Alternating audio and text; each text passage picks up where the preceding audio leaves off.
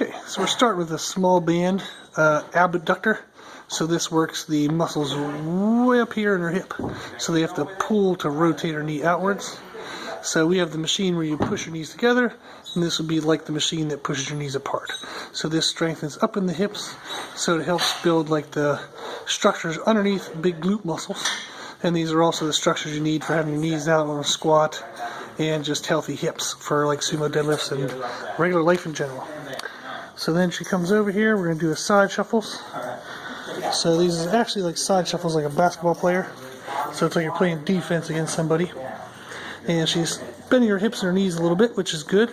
That takes tension off the joints. And what this does, it works the exact same areas. So it works the outside of the hip. And she's keeping her feet straight. She's doing a great job of that. And you're keeping your knees basically above the heel. You're trying not to let your knee dip inward or lead with the knee too far extended. So again, this just presents a different challenge to the hips. So now she's going to do forward and backward walks. So same thing. So you kind of keep the knee over the feet. So she's going to walk at me as I try not to die. So walking backwards. Then she walks back. And this actually challenges the hip in the sense of staying open. See, the other ones had an open, close, open, close. This has a staying open. Thank you for not dying. So she's just going to lean on something now. And we're going to do glute kickbacks. So she's basically just pushing back and squeezing that glute. So we worked on all the small structures with the other movements, which gets a good pump in there. And then this works on the big muscle. And what that does for us is it just keeps continuing pushing blood into that area. So, and we use this as a small warm-up before leg training. So it helps kind of focus on the hips, which is a common weakness in most people. And it's also going to help build the foundation for big, strong glute muscles.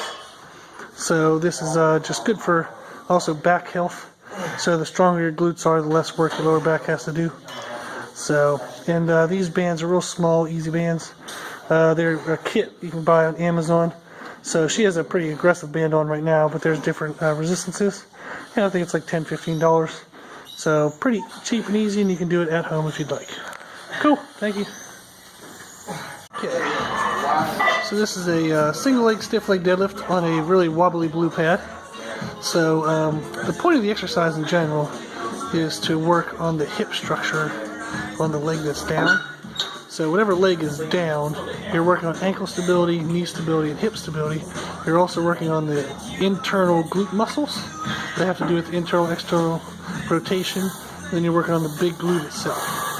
So when we add the instability, it challenges the stability structures of the hip more than just the power structures. So if we took away the stability and gave her a heavier kettlebell, it'd work on the strength of the power of the glute. But instead, we're focusing today on the stability aspect. So we're going to add more instability and make the weight a little bit lighter. So now she'll switch to the other leg. So then we just do each leg anywhere from 20 to 40 seconds of time under tension. And that's a good amount of time under tension to challenge those muscles, but not have it too heavy where you're going to like hurt them or not get enough time under tension for a good stimulus. But if you go longer than 40 seconds, it tends to be too light to make a significant change in the structure. Cool.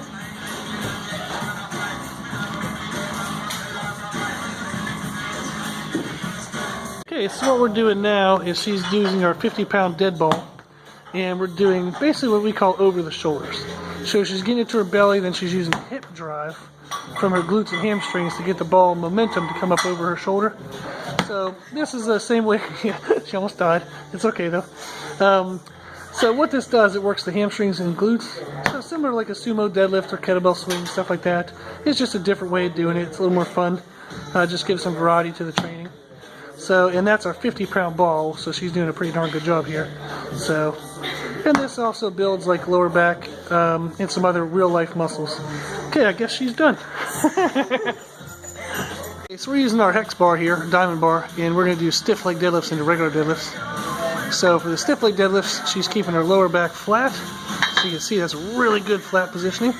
And she's focusing on stretching the glutes and upper hamstrings. So when she brings the bar off the ground, she's going to think of squeezing right there. So squeeze forward. So that works the glutes and hamstrings to a pretty good extreme, and it challenges the lower back quite a bit. So once she does that and she's getting fatigued, we go into regular deadlifts. You can see now her chest is up, her butt's a little lower, and we're letting her body use her quads right there. So her quads are helping to push off the floor, but she's still finishing the lift by squeezing through her glutes and hamstrings. So this helps us push the glutes and hamstrings even further.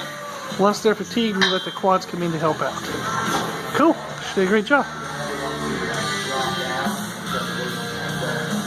So now what we're doing heavy carries to work on the glutes and the hips in general. So she's walking a little wider than what would be like normal, and she's thinking of flexing her butt cheeks when she's walking. So this helps to, again, just use that area more. So we're pushing more blood and fluid in there. We're giving that area more work to do. So we're walking about 40 feet, and then she's going to walk back again.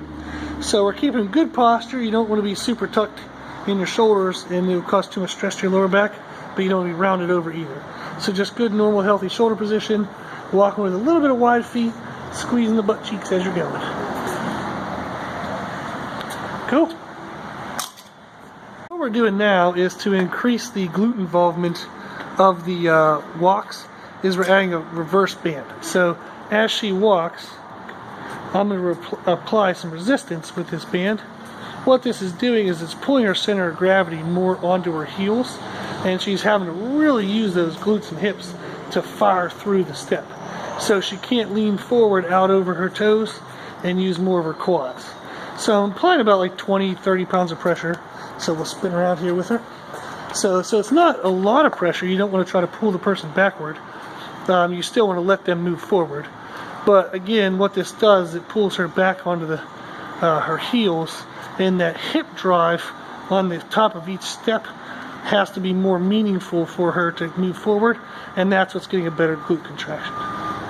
Cool, she did great.